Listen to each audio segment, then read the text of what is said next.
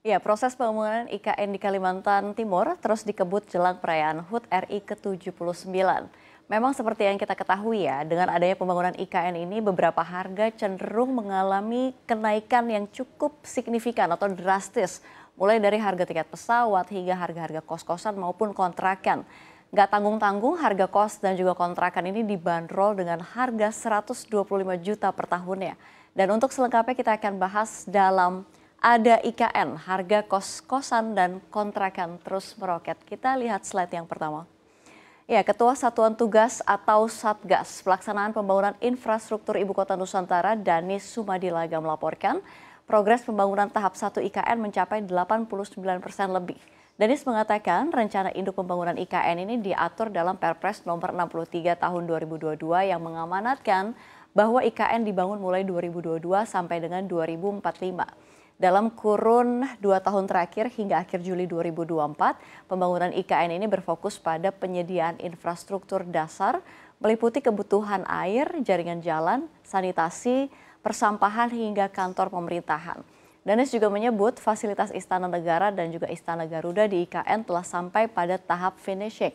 Untuk infrastruktur air, Kementerian Pekerjaan Umum dan Perumahan Rakyat atau PUPR telah merampungkan pembangunan bendungan Sepaku Semoy dan Intek Sepaku sebagai sumber air baku.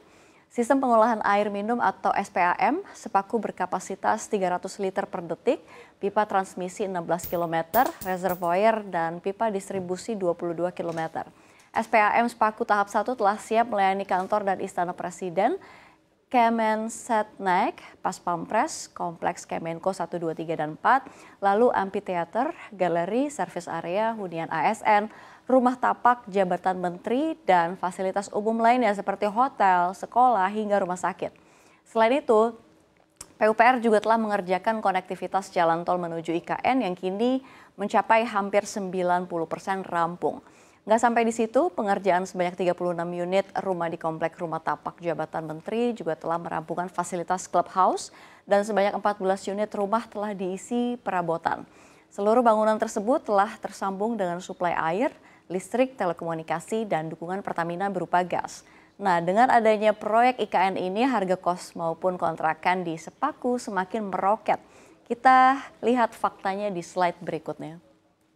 Ya, harga kamar kos dan juga rumah kontrakan di Kecamatan Sepaku, Penajam Pasar Utara, Kalimantan Timur ini melejit sejak ada proyek pembangunan Ibu Kota Nusantara.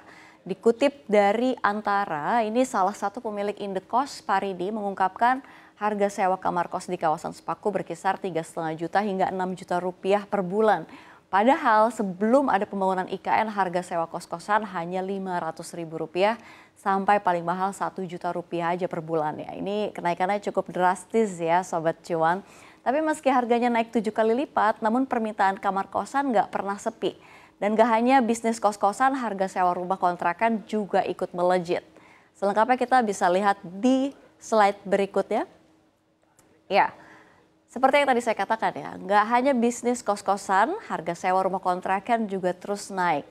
Rusli, warga Kelurahan Sepaku mengaku nih, banyak orang yang mencari rumah kontrakan di wilayahnya. Rata-rata mereka pekerja di kota Nusantara. Harga sewa rumah kontrakan di Sepaku terbilang nggak murah. Untuk satu rumah tarifnya antara 50 juta hingga 125 juta rupiah per tahun. Padahal sebelum ada pembangunan IKN, harga sewa rumah hanya berkisar 5 juta sampai 15 juta per tahunnya.